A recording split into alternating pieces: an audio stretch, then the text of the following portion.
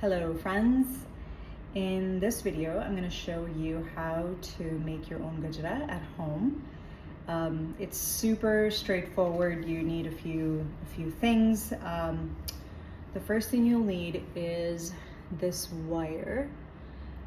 So this is where you'll put each of the flowers in, and then as you can tell at the end you'll be able to just do this and close it, which will turn this into a bracelet around your wrist. So I'm going to open this. So that's your wire. If you ask me what kind of wire this is, I don't know, but super straightforward, I hope. And then for your flowers, what I like to do is collect a few marigolds. So just,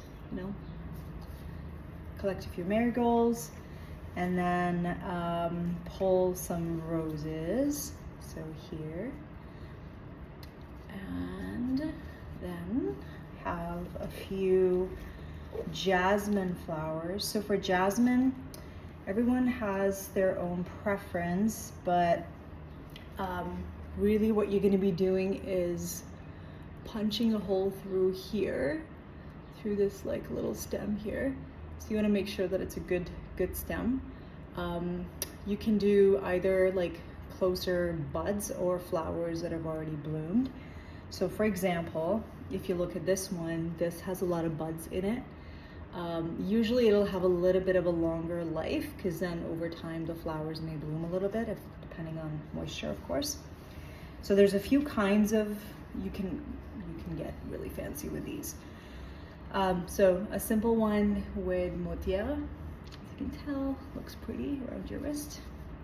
You can make something like this, so you can mix and match, combination of marigold and roses. This one is just motia and rose, and then you can see there's a couple of folded leaves here. So really, creativity unbound. Okay, I think those are all my supplies. I will get started. So here's my wire. I will take my motia and then punch it. Sorry, bud. So there, as you can tell, there's this little thing. You slide it down a little bit and then add a second one, then add a third. Oh, that one didn't quite land, but that's okay.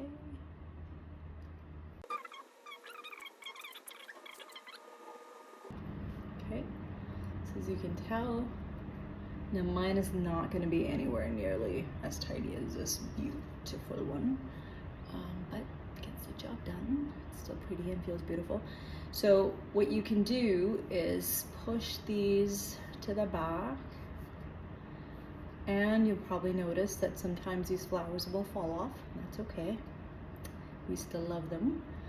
Now, what I like to do is mix them up a little bit. So once I've got a few of these white ones, I will throw in a rose.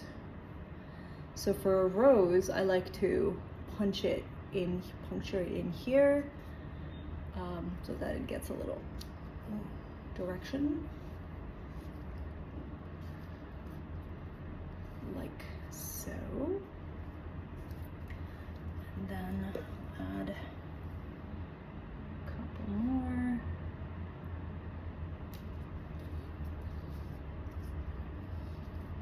There's really no right or wrong way to do it. If you want to go on an angle, that can add like a bigger bloom in the middle. But again, you can be as creative as you want.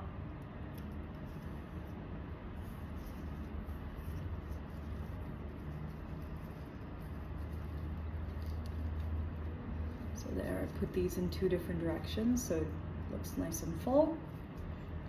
And then I'll go, actually, instead of adding more motia right away, I might want to throw marigold.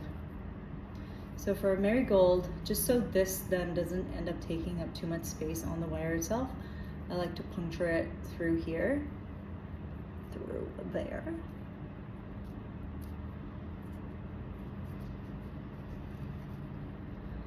Ooh, see that? And then because I've punctured it through the side, I want to make sure it looks full on both sides of the bracelet.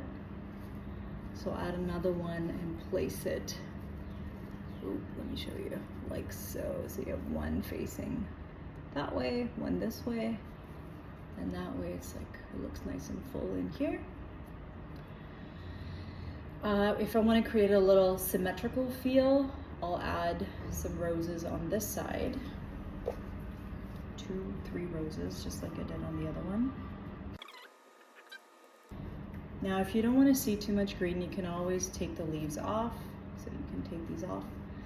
I kind of like having the leaves. I think it's cute. Oops.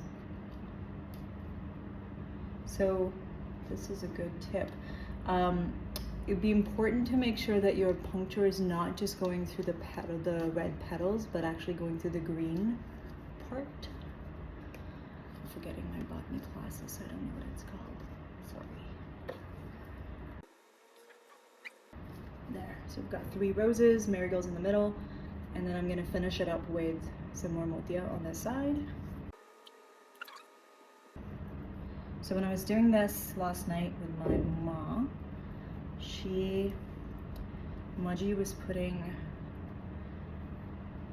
the wire on the bottom of the motia as opposed to going to the side, so she was adding it like so instead of going this way. That's fine too. Do what works. Every flower, depending on the breed, will have a different feel to it, perhaps a different strength to its stem. So just work with what you have. Also, I hope you can smell these. They smell absolutely amazing and so comforting. To me, motia has always felt like home. It really grounds me. I start my days surrounded with this beautiful scent. In summers, winter's a different feeling, of course. Okay.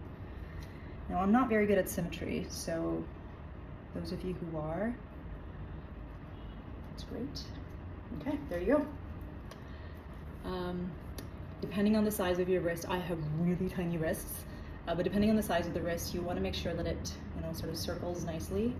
Oop, it'll sit like this. So this one that fell off. This one I could technically close. Ideally, I would have put a few more motia here, maybe up to here, and then that would allow me to create a bit of a larger bracelet.